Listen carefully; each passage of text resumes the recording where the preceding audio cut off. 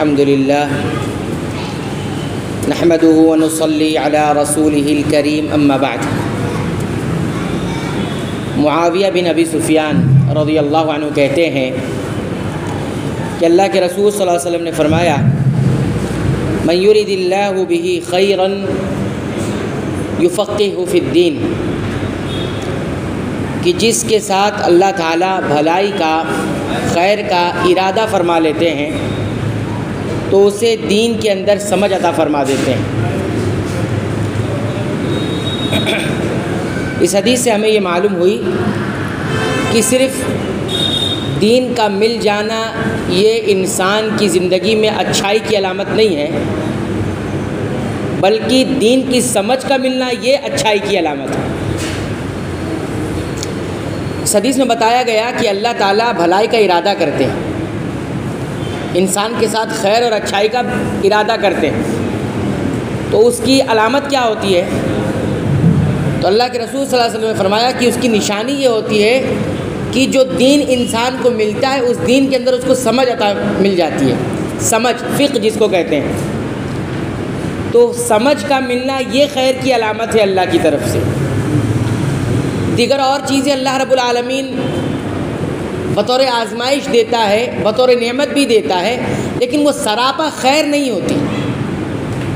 مال کا مل جانا سراپا خیر نہیں ہے، خیر ہے لیکن مکمل خیر نہیں ہے، بلکہ مال کو خیر بھی کہا جاتا ہے لیکن وہ شر بھی بن جاتا ہے۔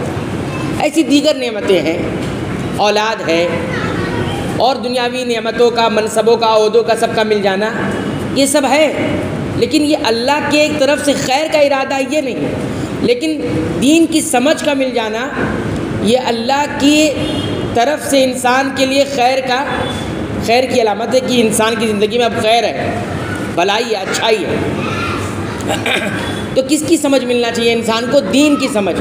دین کس کو کہتے ہیں؟ دین بنیادی طور پر 4 چیزوں کا نام ہے، اور وہ حدیث جبریل سے ثابت ہے۔ حدیث جبریل کس حدیث کو کہا جاتا ہے؟ اس حدیث کو کہا جاتا ہے جس حدیث میں جبریل علیہ السلام کا انسانی شکل میں رسول اکرم صلی اللہ علیہ وسلم کی خدمت میں حاضر ہونا اور چند سوالات کرنا۔ تو جبریل علیہ السلام آئے نبی کریم صلی اللہ علیہ وسلم کی خدمت میں انسانی شکل میں، کسی کو نہیں معلوم کہ یہ کون ہے۔ آنے کے بعد پہلا سوال کیا، مجھے بتائیے اسلام کیا ہے؟ آپ صلی اللہ علیہ وسلم نے اسلام کے 5 ارکان بتائے۔ پھر سوال کیا ایمان کیا چیز ہے؟ تو آپ صلی اللہ علیہ وسلم نے ایمان کے 6 ارکان بتائے، 2 ہو گیا۔ پھر اس نے پوچھا احسان کیا ہے؟ تو اللہ کے رسول صلی اللہ علیہ وسلم نے احسان کی تعریف کی کہ احسان کسے کہتے ہیں۔ اس کے بعد 3 باتیں ہو گئی۔ چوتھی بات سوال کیا اس نے جبریل علیہ السلام نے، یہ بتائیے قیامت کب آئے گی؟ تو آپ صلی اللہ علیہ وسلم نے بتایا نہیں، لیکن انہوں نے کہا کہ اتنا بتا دیجئے کہ قیامت آنے کی نشانی کیا ہوگی، یعنی قیامت آنے والی ہے، قریب قریب کیا ہونے لگے گا۔ تو آپ صلی اللہ علیہ وسلم بنیادی طور پر 2 باتیں اس حدیث میں بیان کی ہیں۔ ایک تو یہ بتایا کہ لونڈی جو ہے وہ اپنے مالک کو جننے لگے گی، اس کے بہت سارے مفہوم ہیں، یہاں ذکر کرنے کا موقع نہیں۔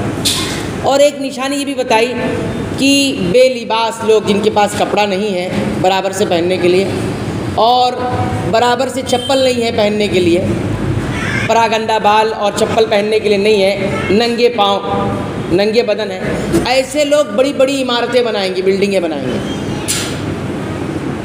اور اس پر فخر بھی کریں گے۔ یہ ایک علامت ظاہر ہوگی قیامت سے پہلے پہ۔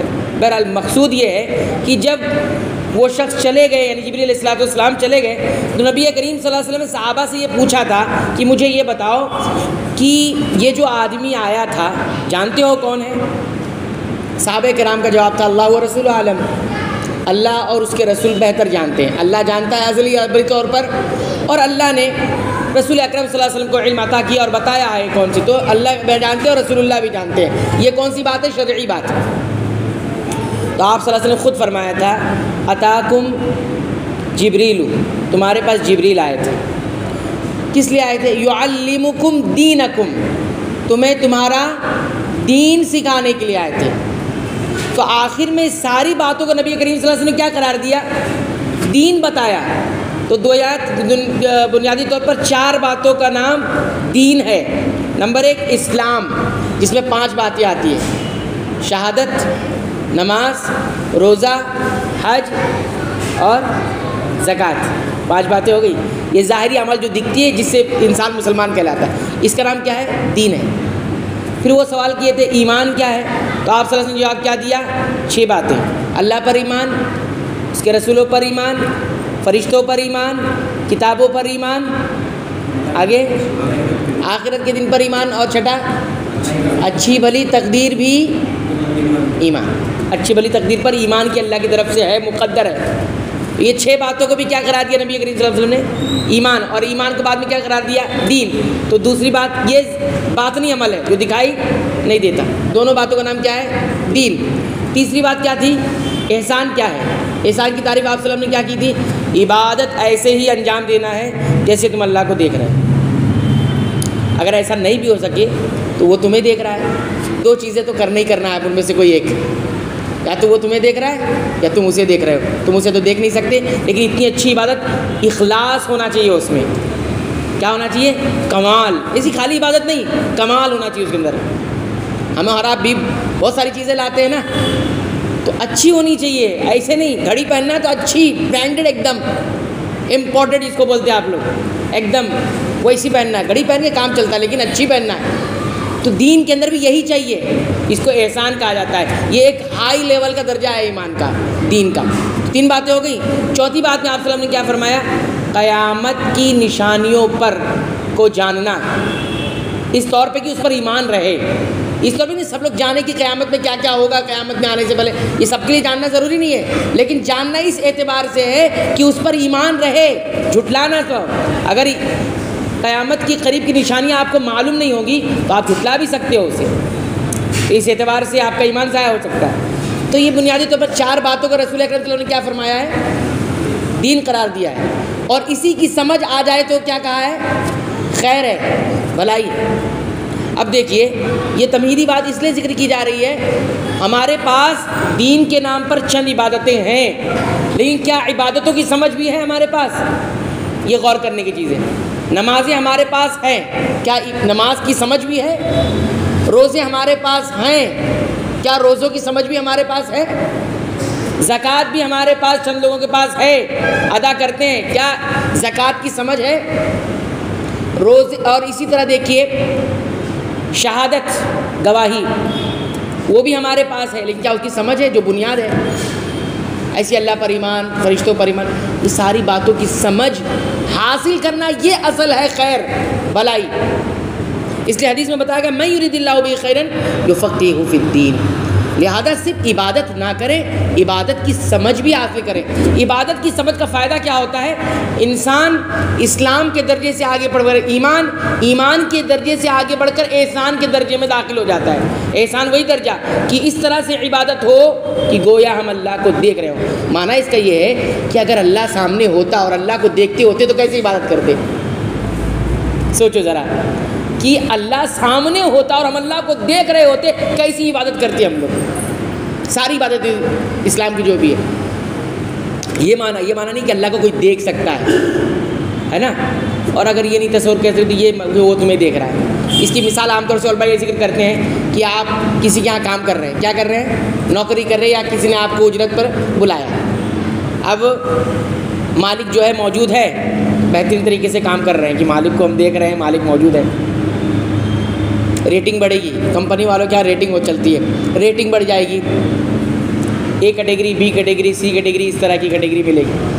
اور یہ بھی ہوتا ہے کام انسان اچھے سے کرتا ہے، مالک چلا گیا پھر کام برابر نہیں، جیسے تیسے کر لیا۔ اور پھر یہ رہتا ہے کہ مالک بیٹھ کے وہاں کیمرے پہ دیکھ رہا ہے ہم کو، تب کیسے کام کرتے ہیں، اور کیمرہ خراب ہو گیا تب کیسے کام کرتے ہیں، ایسی مثال۔ تو احسان یہ ہے کہ تم اللہ کی عبادت ایسے کرو، اور اللہ سے کچھ چھپا ہے، ہم بھی نہیں چھپے، ہمارا اندر کا بھی نہیں چھپا ہوا، ہم بھی نہیں چھپے اور ہمارے اندر کا بھی نہیں چھپا ہے۔ وسوسے چلنے والے وسوسے کو جانتا ہے۔ وَلَقَدْ خَلَقْنَا الْإِنسَانَ وَنَعْلَمُ مَا تُوَسْوِسُ بِهِ نَفْسُهُ، نفس انسان کا جو کچھ وسوسہ خیالات ابھرتے رہتے ہیں وہ سب وہ جانتا ہے۔ سبحان اللہ، اللہ رب العالمین کس قدر عظیم ہے کہ ہر کسی کے ذہن میں پل پل میں خیالات بدلتے رہتے ہیں. بول کچھ رہا ہے، خیالات کچھ ہے، خیالات کچھ ہے، بول کچھ رہا ہے. وہ سب جان رہا ہے اور سب کا جان رہا ہے. تو کہنے کا مقصود یہ ہے کہ عبادتوں کی فقہ ہمارے پاس ہونی چاہیے. عبادتوں کی فقہ یعنی عبادتوں کی سمجھ. لہذا ہم مسلسل کئی دروس میں فقہ الصلاۃ سیکھ رہے تھے. صلاۃ کی فقہ، نماز کی فقہ. ہو سکتا ہے اللہ سے امید ہے اور مجھے بھی امید ہے کہ آپ لوگوں نے اس سے کچھ نہ کچھ تو سیکھا ہی ہوگا، کچھ نہ کچھ فقہ صلاۃ کی فقہ ہمیں سمجھ میں آئی ہوگی. مسلسل کئی دروس سے سال بھر ہو گئے ہم صلاۃ کی فقہ سمجھ رہے تھے، مختلف ارکان اور اس طرح کی چیزیں سمجھ رہے تھے کہ نماز میں کیا کیا چیزیں. اسی طرح ہمارے سامنے ایک بڑی عبادت آنے والی ہے، صوم. اور اس کو ابھی وقت ہے، لیکن وقت کتنی تیزی سے گزر رہا ہے ہم اچھی طرح جانتے ہیں. آج ہم کہہ رہے ہیں کہ رمضان اور روزہ آنے والا ہے، لیکن کل رمضان روزہ آ بھی جائے گا اور چلا بھی جائے گا. 2024 2025 بھی 2026. سمجھ رہے بات کو؟ تو کچھ باتیں میں فقہ الصیام کے تعلق سے، یعنی ہے روزہ کیا چیز ہے، کیوں آیا ہے، اس کی فقہ سمجھ کیا ہے، چند دنوں میں انشاءاللہ اس کو بیان کریں گے. کل سے اس سلسلے کو ہم انشاءاللہ شروع کریں گے تاکہ ہمیں رمضان سے پہلے روزے کی فقہ اور صوم کی فقہ سمجھ حاصل ہو جائے، تاکہ جب ہم اس عبادت کو انجام دیں اس فقہ کے ساتھ ہم اس عبادت کی لذت بھی محسوس کریں. اللہ تعالی ہمیں دین کی سمجھ عطا فرمائے. آمین.